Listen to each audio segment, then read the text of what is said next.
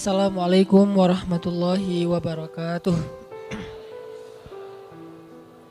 Alhamdulillahirabbil alamin. Alhamdulillahilladzi la yukhayyibu man amalah wa la yaruddu man sa'alah wa la yaqta'u man wasalah wa la yaslubu man syakarah wa la yakilu man tawakkala alaih. Asyhadu an la ilaha illallah wahdahu la syarikalah wa asyhadu anna Muhammadan abduhu wa rasuluhu la nabiyya ba'dah. Nahmadullaha ta'ala wa huwal mahmud wa huwa lil hamdi ahl wa nashkuruhu wa huwal mashkur wa huwal lisyukri ahl. Allahumma salli wa sallim wa barik ala sayyidina wa habibina wa nabiyyina wa azimina Muhammad wa ala alihi wa sahbihi ajma'in. Rabbi syrah li sadri wa yassir li amri wahlul 'uqdatan min lisani yafqahu qawli. Wa qala ta'ala a'udzu billahi minasy syaithanir rajim. Bismillahirrahmanirrahim. Qad aflahal mu'minun alladzina hum fi salatihim khashi'un walladzina hum 'anil lagwi mu'ridun. Shadaqallahul 'azim. Teman-teman yang dirahmati Allah Subhanahu wa taala, kita bersyukur malam ini bisa ngumpul di markas dakwah kita, Masjid Anak Muda, Masjid Gaul di Bandung. Maksudnya dari sini, di masjid ini berkumpul banyak anak-anak lintas komunitas.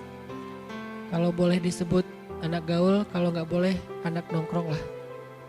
Kadang-kadang ada yang disebut anak gaul merasa kayak aduh risih gitu kan, ya udah anak nongkrong. Walaupun dalam literasi Islam anak gaul, muslim gaul, ustadz gaul itu sesuatu yang sebetulnya bukan sesuatu yang baru dalam literasi Islam. Itu sesuatu yang memang ada akar sejarahnya, bahkan ada akar dalil ilmiahnya. Sebagaimana yang saya sering sampaikan pada konten-konten sebelumnya, bahwa yang namanya gaul dalam Islam itu pada dasarnya baik. Hanya mungkin istilahnya jarang dipakai. Istilah gaul jarang dipakai, yang banyak dipakai itu bergaul. Ya, kesannya kalau pakai present continuous tense, bergaul itu jadi boleh. Kalau pakai adjektif, gaul itu jadi negatif. Dalam bahasa Arab fi'lul mudhari. Kita harus bergaul, boleh. Kita harus gaul, nggak boleh. Ini maksudnya gimana nih? Dua kata yang kadang-kadang yang satu dianggap negatif, sayangnya, sedangkan yang lain dianggap positif. Kita ini harus bergaul. Itu kan orang langsung positif kan? Oh iya kita harus bergaul. Kita tuh harus gaul. Wih, kok gaul? Aneh. Jadi setan. Gaul soalnya. Padahal itu sama aja, dari akar kata yang sama, hanya perubahan grammar, hanya perubahan dalam susunan bahasa. Saya akan sering mengulang-ulang hadis al-mu'min alladzi yukhalitun nas wa yasbir ala adahum a'zamu ajran minal mu'min alladzi la yukhalitun nas wa la yasbir ala adahum. Mukmin yang bergaul dengan manusia dan bersabar atas kekurangan dan gangguan mereka itu lebih besar pahalanya daripada mukmin yang tidak mau bergaul dengan manusia dan tidak sabar atas gangguan mereka. Namanya kita tampil di depan publik, pasti banyak hal-hal yang kadang bikin kita gak nyaman. Dan dalam ketidaknyamanan itu, kalau kita bisa menjaga adab, tidak mencela, tidak membalas keburukan dengan keburukan, tidak berdebat secara panjang lebar, berarti dia yasbir ala adahum, dia bersabar atas gangguan mereka, maka a'zamu ajran, lebih banyak pahalanya daripada kita tidak tampil di depan publik, bahasa lainnya jadi public figure, tidak mau dikenal orang, tidak ada yang tahu tentang kelebihan dan kebaikan kita, syiar-syiar kita, sehingga tidak ada tantangan diperlakukan secara tidak nyaman, karena nggak terlalu tampil. Sehingga tidak ada banyak mata yang menilai. Kalau udah tampil kan mulai banyak penilaian. Dan ada yang menilai secara objektif, ada yang menilai untuk mencari kelemahan dan kekurangan. Kalaupun tidak ditemukan, dia buat-buat. Itu konsekuensi dari bergaul. Sudah menjadi sebuah sunatullah. Konsekuensi dari bergaul, ya pasti akan digituin.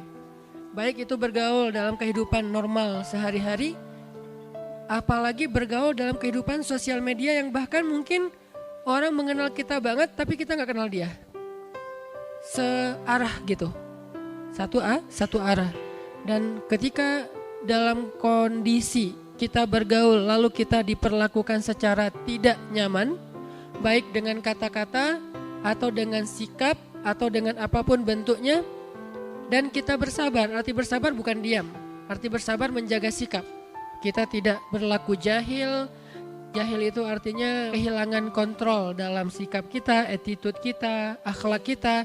Kita tidak kehilangan kontrol akhlak, maka itu disebut dengan yasbir ala adahum. Maka kedudukan dia a'zamu ajran, lebih besar pahalanya minal mu'min alladzi la yukhalitun nas wa la yasbir ala adahum, daripada mukmin yang tidak tampil di depan publik, tidak bergaul dengan banyak orang. Nas di sini ada mukmin, ada yang belum mukmin, ada yang kafir, ada yang Muslim tapi banyak variasi di dalamnya. Ada Muslim dengan mazhab A, B, C, Z. Dan dia tidak mau bergaul dengan mereka, tidak membuka diri, tidak open minded, tidak mencoba untuk ngeblend dengan yang lain, tidak mencoba untuk melihat ada dunia lain selain dunia dia. Berarti dia tidak mendapatkan dinamika dan konsekuensi dari pergaulan. Dia tetap mukmin, hanya dia tidak lebih baik daripada tadi orang yang dengan segala macam dinamika pergaulan dan konsekuensi dari pergaulan itu. Sehingga saya sebut Masjid Al-Latif ini masjid gaul karena di dalamnya berkumpul anak-anak muda Bandung lintas genre, lintas kampus, lintas sekolah, lintas komunitas, lintas selera dan segala macam yang insya Allah semua kita mencoba untuk belajar wise, belajar lebih bijak dalam menyikapi perbedaan-perbedaan kecil, sehingga nanti itu melatih kita untuk bisa lebih bijak menyikapi perbedaan-perbedaan besar. Dan itu maksud saya dengan istilah masjid gaul atau anak muda gaul. Jadi arahnya adalah ke yasbir ala adahum.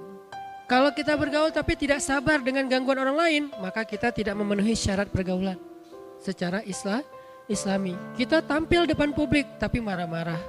Kita tampil depan publik tapi kita debat. Kita tampil di depan publik, kita gaul dengan banyak orang tapi semua dijudge. Berarti kita tidak memenuhi syarat bergaul dalam konteks hadis tadi. Karena Nabi tidak bilang gini, al-mu'min alladzi yukhalitun nas a'zamu ajran minal mu'min alladzi la yukhalitun nas. Mukmin yang bergaul lebih besar pahalanya daripada mukmin yang tidak bergaul. Enggak gitu hadisnya.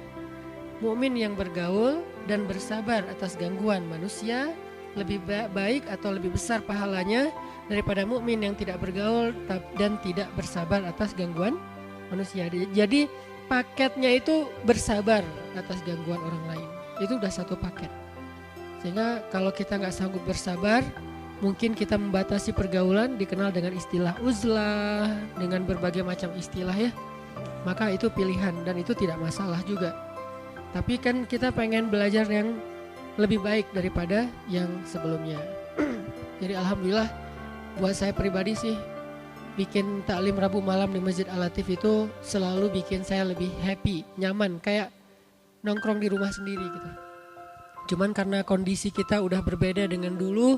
Kalau dulu kita bikin setiap Rabu malam di Masjid Al-Latif, Masya Allah yang hadir 2 soft, 3 soft. Tapi ternyata Allah memberi kita hadiah bersama-sama untuk semangat belajar Islam, sehingga sekarang jadi sampai di jalan kondisinya tidak memungkinkan. Terpaksalah kita mengadakannya di Masjid TSB, kecuali Masjid TSB-nya lagi dipakai baru kita balik ke markas. Tapi overall di sini jauh lebih nyaman. Buat saya ini lebih homey, lebih cozy, lebih kita banget lah ya. Cuman ya itu kondisinya aja. Mudah-mudahan nanti Allah juga memberi kita hadiah satu lagi masjid.